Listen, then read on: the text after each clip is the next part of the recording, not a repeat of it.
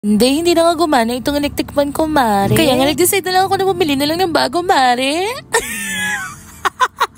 Unbox with me, Mare. At habang nag-unbox nga ako dito, Mare, nanonood nga ako ng Mic Print, Mare. Grabe, sobrang kilig ko dito, Mare. Kaya din mo, Mare, kinikilig din pa kisa sa Mic Print, Mare. Niisip ko, Mare, paano ko ikakabit to, Mare? Kasi wala akong drill, Mare. Kaya ko ngayon na-assemble to, Mare, kasi papasok na ako mamaya, Mare.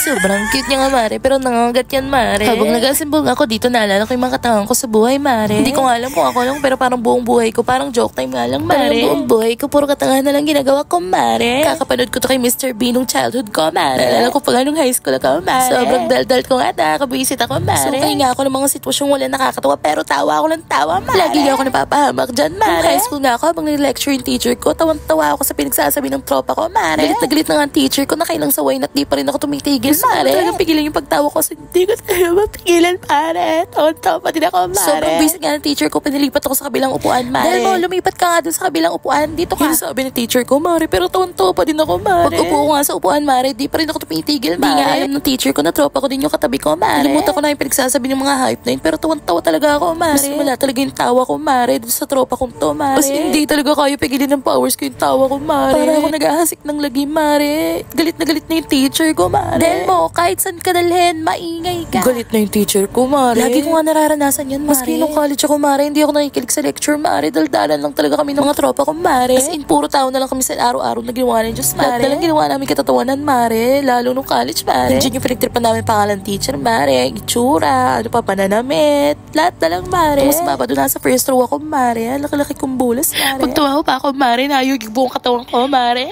Yung tipong tahimik na, Mare. Pero ako, tahimik na tumatawa, pero yung buong katawan ko nayugig. Kaya nga, yugig pala na katawan ko, Mare. Tawan-tawa na mga kaklase ko, Mare. Kahit di ako magsalita, Mare. Pero buong barkadahan talaga namin, nakakatawa talaga, Mare. Ginagaya kasi namin yung pananalita ni Duterte, Mare. Kasi pag-upo niya, Mare. Talagang buong barkadahan namin, Mare. Ginagaya namin siya magsalita talaga, Mare. Kaya pag nakikita talaga kami magbabarkada, Mare. Ay, alam mo ba, miss na kita, Ray? Alam mo ba? Tagal ko lang nangungulela sa'yo. Ganyan kami mag-intro, Mare. Pag nakikita kami, Mare. Tipong pag nasa jeep yung barkadahan namin, tapos gano'n kami mag-usap, merong mga naiinis, meron din natatawa, Mare. Sabay nga namin sa jeep na lalaki, palabas na yung ngipin sa sobrang pigil ng tawa niya, Mare. Sa sobrang sanay ko nga makipag-usap ng ganyan, Mare. Pati mga pinsan ko, ganyan ko din kausapin, Mare. Kaya nga mga pinsan ko, pati mga kaibigan ko, pag nakikita ko, sabihin nila, Zay na nga, bansag nila sa akin lahat, Mare.